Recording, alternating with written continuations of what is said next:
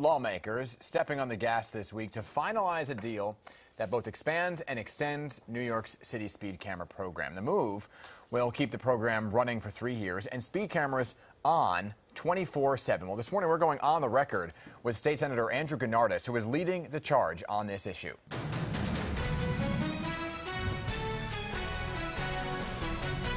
And Senator Gounardes is joining me now, so thank you so much for being here to talk about this important issue. Good morning, Dan. How are you? Doing well, sir. So let's get right into why this bill was going to even expire in the first place, right? It seems like a no-brainer that you want to keep this going because of safety reasons. Well, when we, after the cameras went dark in 2018 and then we came in 2019, I got elected in 2019, I passed the bill to expand the number of camera zones. It was a really significant expansion, and I think one of the agreements we had to come to back then was to see how this program would work citywide. We went from 140 zones to 750 zones, and so I think one of the compromises we made was to say, look, we understand that this is an important tool. Let's use it for a limited period of time to see how it works. Okay. And then if it's proven, we'll come back and then we'll reauthorize it. And that's exactly what happened here. So the cameras are proven to work. They reduce speeding 72%, and now we are coming back to say we're going to keep these on even longer. Yeah, so the New York Times reported that nearly 60% of all fatal crashes over the city happened between the hours of 10 p.m. and 6 a.m. when those cameras were shut off. So what, I guess for so long, was the logic behind turning cameras off during the overnight hours? Well, originally this program was designed to be just limited to schools during school hours. And I think we made a pretty compelling case a few years ago that people travel to and from schools, before school starts and way after school ends. And then with the way that traffic violence has increased on our streets exponentially over the last few years, this year we are to date 44% higher rates of fatalities and serious injuries.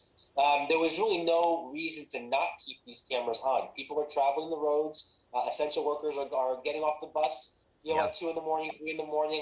People are out there on the streets at all hours of the day. This is New York City, after all. Exactly. And so it made no sense to take this tool offline when we know that it saves lives. Okay, so Mayor Eric Adams had to go up to Albany and fight for cameras to be handled under his control, right? What was the effect of his visit, and what's the general consensus about the leaders in New York City actually being in control of things that affect the cities they represent?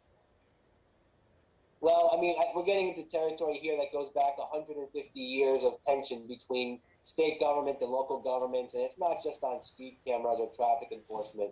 The question of home rule is one that has really bedeviled New York politics really since like the 1850s or 60s. So we're not going to solve that with a new mayor or a new governor or with any one individual legislator or bill idea. But really, I think the notion that a senator from Buffalo has any say on what the speed limit in Brooklyn should be is just preposterous, and vice versa. Why a senator from Brooklyn like myself should have any say over the speed limit in Buffalo simply makes no sense. Right. So I'm supportive of home rule, but we were not able to get that through the finish line this year.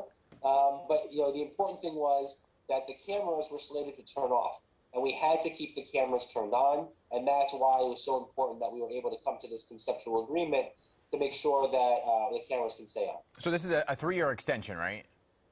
Correct. So then what happens after those 3 years? You go back to the drawing board on this whole issue again? We'll have to renew the program again. Hopefully we can renew it for longer than 3 years. And then we'll see what other data points we can glean from the program and see if there's ways to make it better. If there's other areas in the city that need to have coverage, if there's other tweaks we can make to the program, if there's other things we can do to crack down on recidivist drivers. I think having a sunset allows us to take a fresh look every couple of years just to make sure that the program is operating the way we need it to be. Okay, and it would seem that pedestrian safety was being used, I guess, as a political football here, right? Traffic deaths are up. So beyond the cameras, what is being done to keep those who are safe that are simply crossing the street? Well, the mayor and the DOT commissioner earlier this year announced a pretty far-reaching plan to spend just shy of $1 billion in road redesigns, taking the 1,000 most dangerous intersections in New York City and restructuring it, literally, changing the physical layout of those intersections to promote safety. We know that a lot of crashes, a lot of fatalities and injuries happen at intersections. They happen when people try to blow through lights. They happen when people take turns too fast. So if we can target the most dangerous corridors and the most dangerous intersections and make structural improvements there, that's going to go a long way to making sure that we are keeping our streets safe. Really, the key is it's a multi-pronged approach. You need automated enforcement. You need to lower the speed limits in certain areas. And you need to redesign roadways in other areas to make sure that we are incentivizing the appropriate driver behavior. Multi-pronged indeed. Safety is paramount here in New York City. We're out of time here, but appreciate you being here. State Senator Andrew Gounardes, first appearance on Pigs on Politics. Good to see you. Thank you, Dan. Take care.